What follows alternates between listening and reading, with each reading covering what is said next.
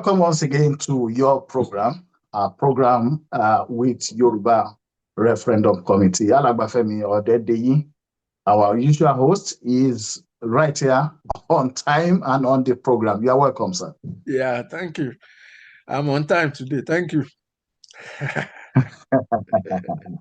Right. Let's people that are watching us, first of all, let's just appreciate you for always coming on to support us on this program. The Yoruba Referendum Committee also sent you a thank you for those that have also been sharing and liking this program, and of course also making other people to know that a program like this is coming on. Well, when we talk about Nigeria today, I think a major topic that would quickly come out is about insecurity. We've spoken about the pupil and the teachers that were kidnapped in Oriole local government area, very close to around the Ogbomoso area in Oyo State. Efforts are being made by the government to have those victims released. However, in the course of the week, the Speaker of the House of Assembly, or your State House of Assembly, did mention that the kidnappers got in touch and they were requesting for some things, which it included, number one, 1 billion naira to be transferred to an account in Benin. And we'll be coming to talk about that, especially in relation to Nigeria's security challenges at the moment and connecting the internal one with the external. So back to the demands of the kidnappers. They want 1 billion transferred to an account in Benin Republic. They want some of their members that have been arrested, that were in prison in Oyo State. Obviously, they were not sent to prison by Oyo State government, but they were arrested and sent. The prison happens to be in Oyo State. They want those released. And the one that has been causing quite lots of discussions and criticism is the demand for Oyo State to allow Sharia law, just like we have it in some parts of the north. I'm going to take Alagbafemi Odedeyi on some of these topics because they are quite very important for us also to understand the complexity of the security challenges that we have in Nigeria. So shortly before coming to start asking you those questions, we also want to mention about the kidnap of the sister of the former power minister, that is Mr. Adelabu. So Adelabu Penkelemesh, who is a Penkelemesh, because of his great gun that used to call peculiarness Penkelemesh. So, but thank God, the victim with twin kids were rescued. I think it was yesterday night or very early this morning. They've been rescued and some of the kidnappers were arrested. Right on the police have not really released the list of those people that were involved, but as you know, on social media, some names are already flying out. One of the names that came out has been connected to one of the claimed political thug of the ex-minister himself, although people were saying that maybe he switched side or whatever. So we were bringing everything right on within the short space that we have. Alagbafemi Odedeyi, let's start from the complexity of Nigeria security. There was, I'm trying to remember the name of the person. He was interviewed of recent, and he said that we're looking at the security challenges in Nigeria as something very simple. But he said there was a report that in 2023, after Niger Republic, Burkina Faso, and Mali ordered, and I can put it as ordered because they are military governments, for the French military that have been covering some of their areas of their country, that they asked them to leave.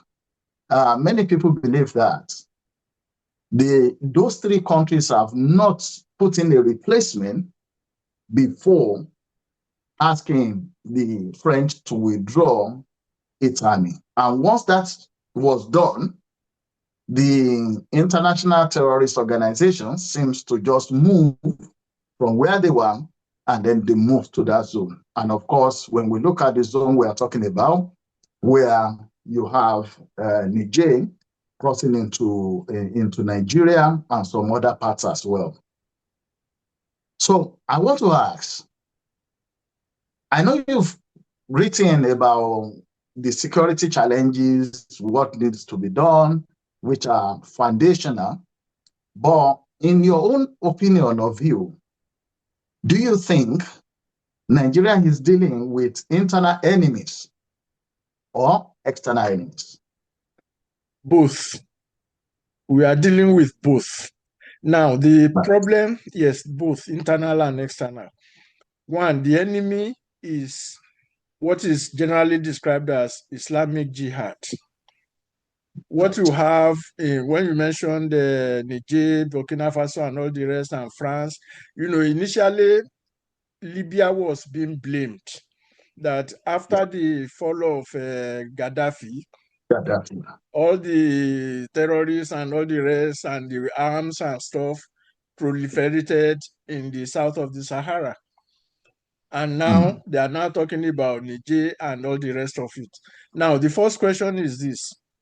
If when Gaddafi was in power and when these military people in the Sahel, when Gaddafi had all these people under his control, was he training them as terrorists or for defensive purposes inside Libya? So if after his fall, all these people fanned out from Libya to cause terrorism in the rest of the continent, the only conclusion we can reach is that they were being trained by Gaddafi as terrorists, because they can't just say, okay, Gaddafi is gone, yeah, let's go and attack Nigeria. They must have been trained. Their training must have involved all these things. So the same thing in Niger, all the Sahelian. So when France was there, let's leave French colonialism and its attitude aside. They were able to contain them when France was there. So when these military guys came to power now, and they removed France, they removed the containment. So now, even in those countries, we see how these jihadis were running rampant all over the place. They have already virtually taken over Mali. Right. Now, that is the external part.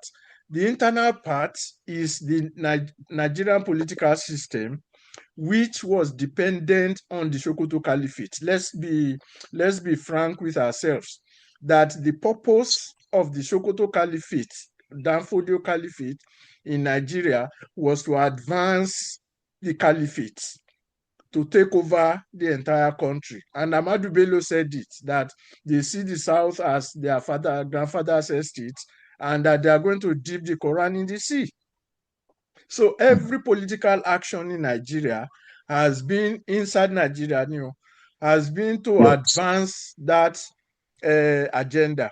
That is why you will find southern politicians going to the north to beg them to vote for them for 1 term or 6 months and all this and all that.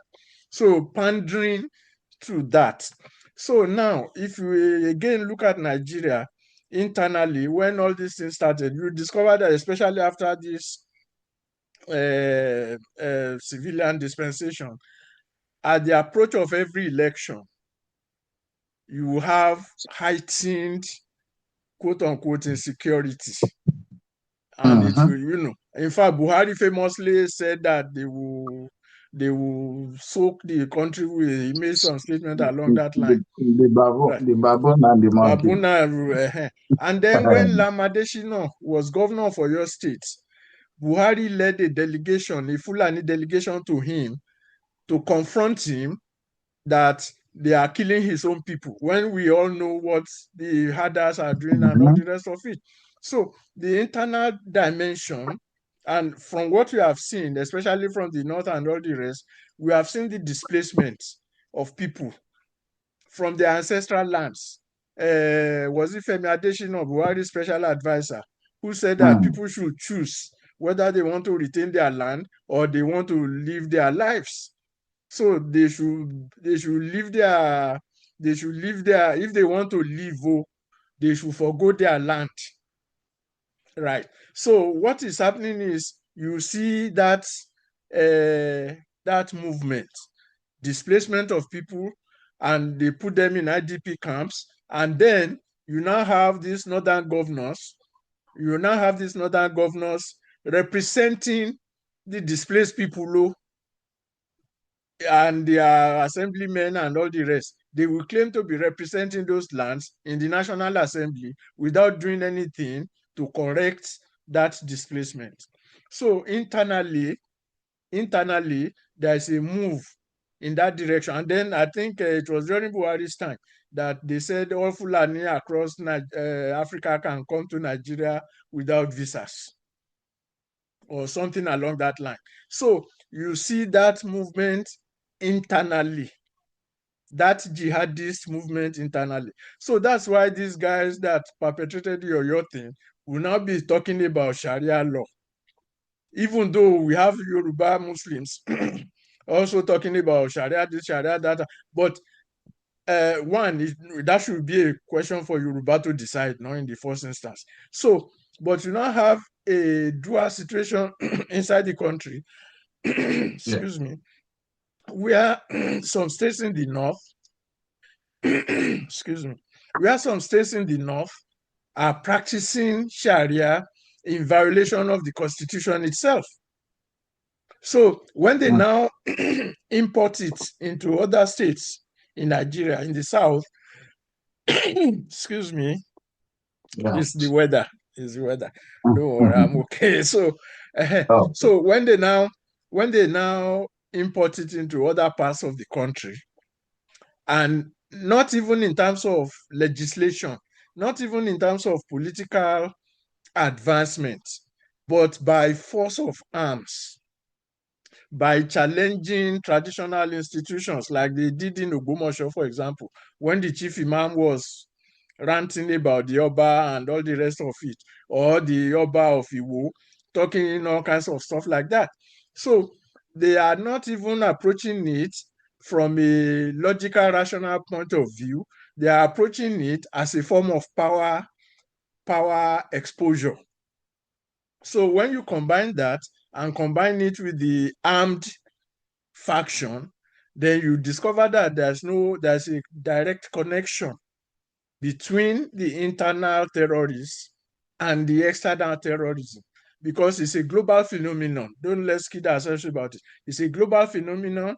It has even given rise to what in the West is now called anti-immigrants, because you find these people in the Western world, I'm talking about the Western world. You find these people in the Western world trying to institute the same thing, although within their legal norms, and then that gave rise to what we now call far-right nationalists in Europe and America, which is a cover for racism anyway. So, but you have all these far-right nationalists saying no, because to them, to the white people, the far-right nationalists, the only recourse they have is to appeal to their own racial existence. Just like if we say in Yoruba land, we don't want this, we don't want that, we have to appeal to the Yoruba consciousness that, look, in Yoruba, we have families that are Muslims, Christians, atheists, all the rest. We don't fight on religion. So that is what the recourse we have to address this issue. So when we now connect it to the question of what to do about it, it becomes a question of a fundamental rethinking of what constitutes a nation, what constitutes a country, what kind of country do we want? Because when they have all these things demanding ransom and all the rest, these are standard demands of terrorist organizations. They in fact, I can even say that it is not the money that they are after. It is the political end that they want to achieve.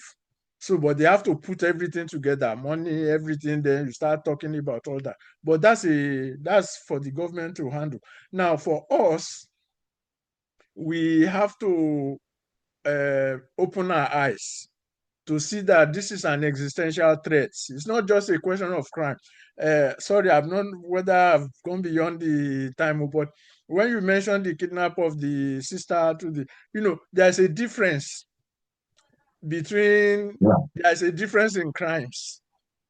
The kidnappers of Adelabu's sister did not displace anybody from their land. I mean, they may have their grounds, whatever it is, they committed the crime and all that. That's a different one. But when you go to a community to behead people in a community, to burn down houses, to kill people, that's a different ball game entirely. So that is the existential part of it that we should address, and that is the urgency of the moment, as people say. Let me stop there. Sorry. Okay. Thank you very much. To finalize the connection, so it's like a dual war. Yes. Both with the external and the internal, and we also see the political aspect of it. Yeah. I mean, just like you mentioned, at every election, the lead up to every election, they also have this heightened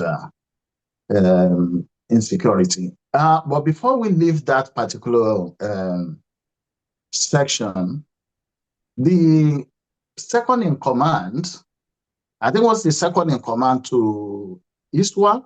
Would that be ISWAP or a faction of ISWAP? Or ISIS or somebody, yeah. Or ISIS was eliminated about last week or thereabout. Yeah. And which brings like a sort of a game changer to what has been happening around. Yeah. We know we have the jihadists, but also now, would you connect the jihadists in Nigeria, what we know about the Fulani from the Sokoto and our history, would you connect it to the international terrorism? Will you connect it to international terrorism? Yes. In terms of ISIS and ISWAP, Boko Haram and the others? Yes, because, ISWAP, ISIS were not created in Nigeria. They were created from the Middle East, somewhere in the Middle East. But now you now have their deputy leader in Nigeria. That means it's an international organization. I mean, we know that right from the beginning that it's an international organization, but that now having their deputy leader in Nigeria means that Nigeria is now playing a major role in whatever international agenda that they have. Otherwise, they won't have their deputy leader in Nigeria. Now, if they have the deputy leader in Nigeria, coordinating actions in Nigeria. So all these attacks that we are seeing are part of that grand strategy. Because, I mean, whether they openly swear allegiance to ISWAP or Boko Haram or whatever, the point is they want to establish a caliphate, an Islamic caliphate in the world. Now, let's leave the rest of the world alone. Let's now talk about Nigeria. So in Nigeria, how will they do it? They have to align themselves with the same people, with the same mindset, the same orientation, the same doctrine, and the same existential rules, which are found among the caliphate in Nigeria, the jihad, who have been since independence, if not before, making attempts to destroy other nationalities in the country.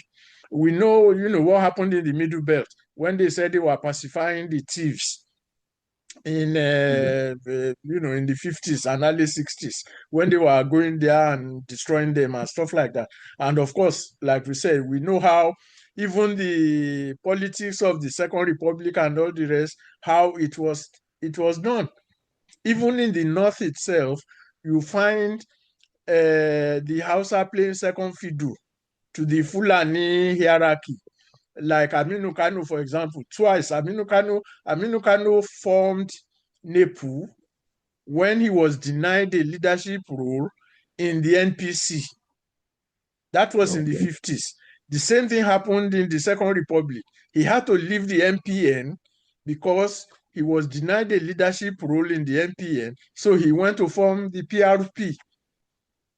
So these things have been going on all around. So it's now coming to a head. That is where violence comes in, and the ISWAP and all this, because they will appeal now. The local activists, let me call them local activists or local soldiers, they will appeal to their international headquarters for support, and their international headquarters will send support. And I don't know whether the guy that was killed is a Nigerian or not, but he was based in Nigeria. Let's assume he was a Nigerian. That means Nigerians hold high positions in ISWAP or ISIS. They are not just minor figures. Now, if he's not a Nigerian, maybe he was posted here from somewhere. I don't think he's a Nigerian.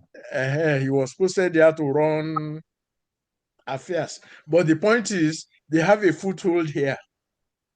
So, and when you trace the foothold, their pattern of operation is the same. Beheading people is a standard practice of these jihadists, which was what they did. Displacing them from their lands and putting them is a standard practice.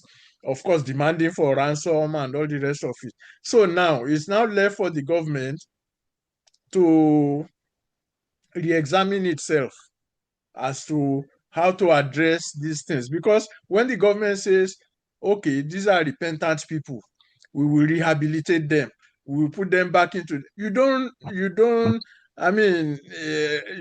I'm not saying people can't repent too, but you don't compensate murder, or you don't compensate terrorism, you punish it. So when you give them the option of being rehabilitated, you are just saying, okay, you can go free we'll keep you for 5 years and release you back into the society. And we have seen instances in other countries of the world where people, let's take Israel, for example, Israel and Hamas.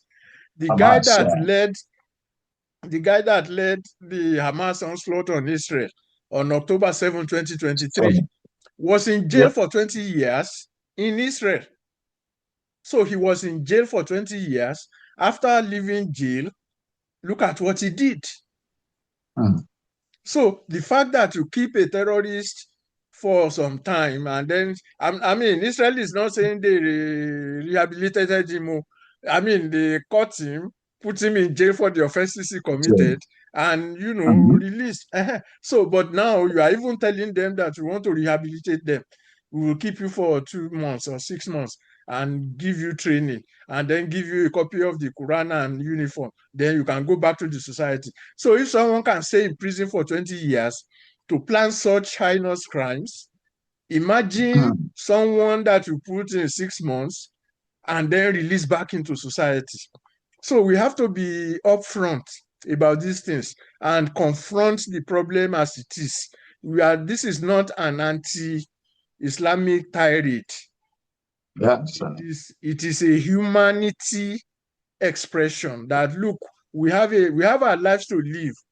Well, the rest of us who are not in that mindset are not going about saying we want to kill people now.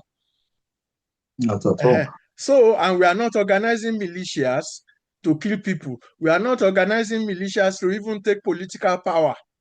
But this is what you guys are doing. So now you now find presidential candidates in the South coming to beg you to vote for them so that they can spend 6 months in office and return power back to you. So that is a major problem, and that is what we have to confront. Yeah. So thank you for the Israel example, but obviously we also have one in Ogun State. Yeah. Of one of the bandits, as they put it, that was put in prison, and after being released, I think in the past, probably about 2 or 3 weeks ago, the father and the brother was arrested. They were arrested because there was a kidnap with ransom paid, and that ransom was traced to the father's house. There, they saw the bag that was used to take the ransom that was collected. Obviously, the boy escaped, but the father, who happens to be Sheriki, Fulani leader in that area. So we have example that is very close home. Yeah. Now, we've seen how these are and what is happening at the moment with even people being taken. I mean, we've had hunters going into the forest and arresting people. We've had kidnappers in courts that have been arrested, even in Aja, in Lagos. We've seen those that were also arrested by the OPC and handed over to the police with 2 vehicles that were loaded with bullets and co. Now, the president spoke about constitutional amendment, which you do not agree with. No. You believe there should be a much deeper, a more strategic approach to dealing with the insecurity that we have now. Yes. Where do you differ from the solution the president is proposing? Well, number one, the constitution that he wants to amend does not recognize us as a people. And that is a fundamental contradiction to my understanding in constitution making. A constitution is made for a people. But the Nigerian constitution does not recognize us. It says that Nigeria is a federation of states. Am I a state? Are you a state? No. You are Yoruba, we are Nigerians. Even if we say we are Nigerians, we are not states. A state is an administrative bureaucracy. It's an entity that can be created and recreated.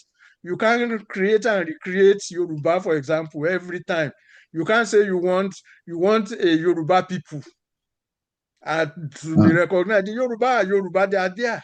So the first thing is to recognize the people as the constituents of the country. That's my major issue with the so-called amendment. And in any case, they have been having when you have a constitution supposed to be a fundamental law that will guide the country, that will guide the people of the country. So when you have a fundamental law that is being amended every 4 years, that means that constitution is fundamentally flawed.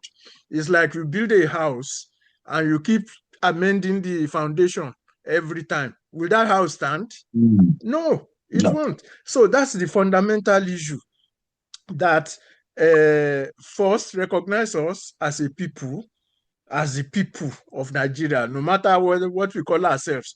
Call yourself tribe, call yourself whatever, but we are still people. We are not a tribe. I'm just using that because they start talking about tribalism and all the rest of it. So we are a people. And if we are a people, our constitution must recognize us as such. And when we are recognized as such, we have a right to determine how we live our lives. That is one of the reasons we are talking about Yoruba referendum and all the rest, but that's a different story. So then the second part is the continuous amendment. Every time a problem arises, let's amend the Constitution. Every time. So that means, and it flows from not recognizing us, because you are saying we are not thinking human beings. We don't even know what is good for us. Every time any problem comes, oh yeah, let's amend the Constitution. Every 4 years. That's what they have been doing since 1999. They haven't finished amending it. Now, the president now says, okay, when I finish with my economic reforms, I will come and address that. Apparently, whether the economic reforms are good or bad, it is not affecting the security of lives and properties.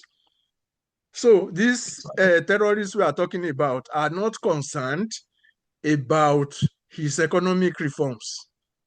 The people that are going to benefit from those economic reforms are being displaced right, left, and center from their communities. So when you now say after you finish with your economic reforms, you are coming to deal with that, you are running away from the problem. You are not addressing it frontally. So that's the basis for the opposition. And now, of course, this constitutional amendment they want to do has to do with security. They talk about state police. How can you see? It's very clear and very simple. Number one, let's limit ourselves to the West. We have Amotekun. Yes. We have various landlord associations with their private security, issues. Many estates and all the rest of it. So some will say, since we are already taking care of ourselves, we are providing water for ourselves, we are providing electricity, we are providing our security, so we should be able to address the security. But that's a wrong approach, because a government exists. And if a government exists and you are doing these things for yourself, that means that government, okudie kato, for that government. I don't know how to say that in English, but it's not living up to standard. So when you now say, because of this insecurity, you are going to have a constitutional amendment for state police, that means you are even ignoring all the Amotekun, the vigilantes, the private security, which have been like a stopgap. So if you now ignore all those things and you say, okay, you want to create a state police, so let us have a constitutional amendment. It goes back to the question of the people. Are we human beings? Do we have a responsibility for ourselves? That is why we do these things for us. We have a responsibility. That's why we build our schools when they destroy public schools. That's why we build boreholes and destroy infrastructure in the process. So that's why all these things, we build roads without any mind for mass transit and all the rest of it. So we do all these things because we are a people who recognize the need for certain things to be done for ourselves and by ourselves. So the next thing you should do, if you are overwhelmed with such a problem, is not to start talking about the constitutional amendment, is to come to the people and say, okay, how do you want to live your lives? That should now become the basis for a new constitution, not to patch up what has already failed. The constitution was amended before we had Amotekun. Amotekun came, it didn't resolve any problem. Now you have state police and all the slogans and all the rest of it is going to become a slogan. So those are my, I don't know whether, it's not comprehensive, but those are my main thing. And then, you have the National Assembly that is doing the amendment. The National Assembly is not even representing us. Yes, there are Yoruba people in the National Assembly, but they are political. We don't even have control over the political parties. The political parties are controlled from Abuja, from INEC. They tell you how you form your party to represent you. And then you are talking of constitutional amendment. No, if we are recognized as a people, like I said earlier, we will determine the parameters for any political representation by ourselves. Not somebody who will sit down and then say, you must have offices in all over the world. You must register this, you must do this, you must do that. We are not children now. I think those are my Yeah. major, those are my Major. major. Okay. Thank you very much for that. Quickly, we'll just go to the last question. Yes. You suggested or you proposed that instead of having a state police, Yes. each state or region could have like a community security Yes.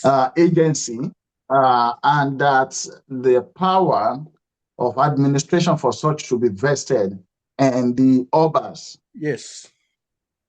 Why do you prefer that to be in the hands of the obas rather than like the governors or the local government chairman? Because the Oba is, last week I think we were talking about being closer to the people. Now, let's take a Yes, community. You have an Oba in the community, right? And then you have yes. criminals running riots. If the Oba is vested with the power to secure his community, who will he answer to? The Oba will not run to the governor now. The Oba will, the people in that community will not come to ask the governor. They will sit down and ask the Oba, what are you doing? And the Oba cannot Mm. excuse himself or herself. But the Oba cannot excuse himself. So because he has the power to address these things. So that's why we are talking of a new constitution. We have a new security architecture. We have the first line of defense, the first response there is the Oba. The Oba is there. So if anything happens in that community, the people of that community will take the Oba into whatever they want to do with the Oba. And the Oba cannot hide behind state police or governor or anything, because look, you have all the empowerment you need to activate that kind of security architecture. That's why you have chiefs now who are called Balogun and all the rest of what are they doing?